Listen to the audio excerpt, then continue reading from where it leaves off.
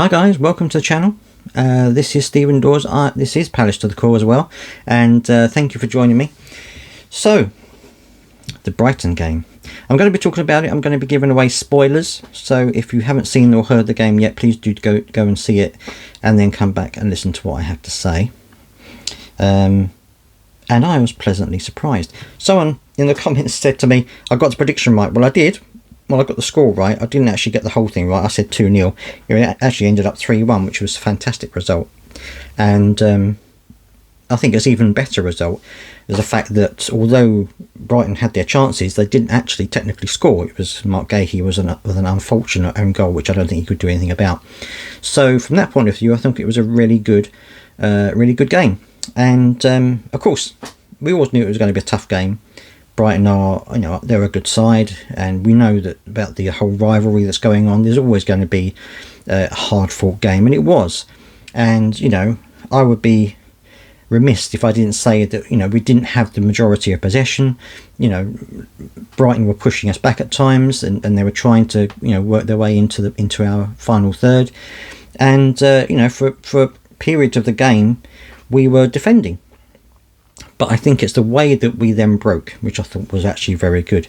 We were actually doing it in a very effective way, getting the ball to Sarr or to JP or something like that, and then moving the ball forwards. And I thought that was actually a very good way that we were doing it, and we were catching them on the counter attack because obviously they were moving up higher and higher up the pitch, and we were getting some very good results as from that kind of system.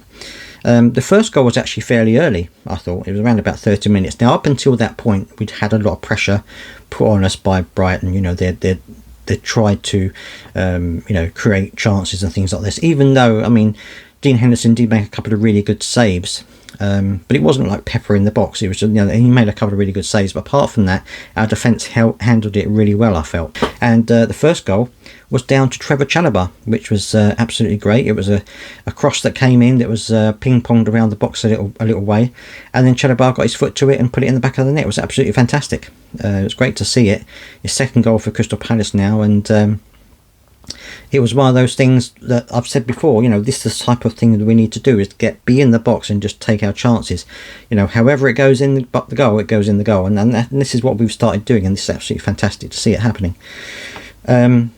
And then shortly after that, we actually got a second goal. A little while after that, we got the goal with Ismaila Sarr, who had a fantastic header at the far post from the cross in by Tariq Mitchell.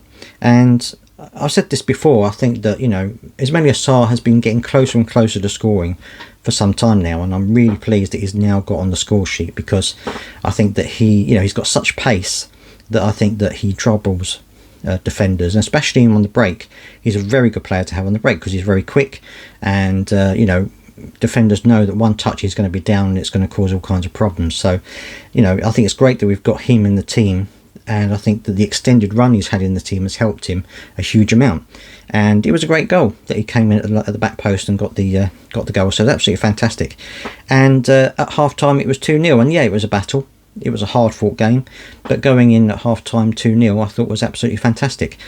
And it went into the second half with, and I was really quite hopeful. Second half, I think Brighton were determined to try and come out and be a bit more aggressive and a bit more, up front with their passing and things like this.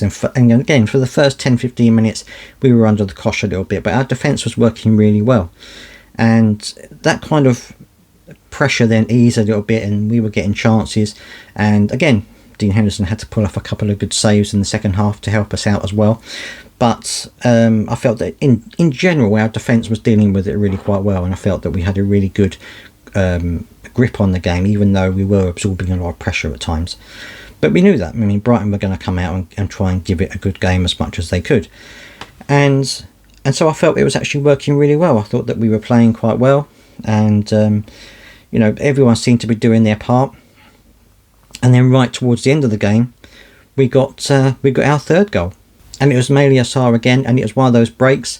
The ball came to him, and I think it was Eddie Nketiah got the assist on that one, Ball came into him, and he tucked it really nicely past the goalkeeper, and got his second goal, which I'm really, really pleased for. I think that he could well be a good goal threat for us going forward if he continues to knock them in like that.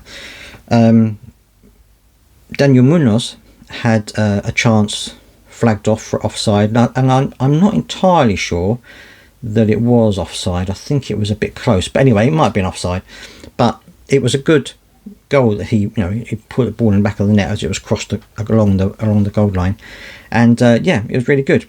So, but that was chalked off, unfortunately. So it could easily have been 4-1.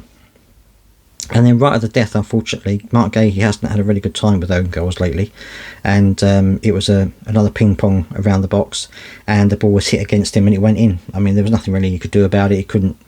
There was no way of defending it. He was so close to the goal line that was it. So it ended up 3-1, which I guess the defenders are going to be a bit disappointed by that. But I think that in general, I think we played incredibly well.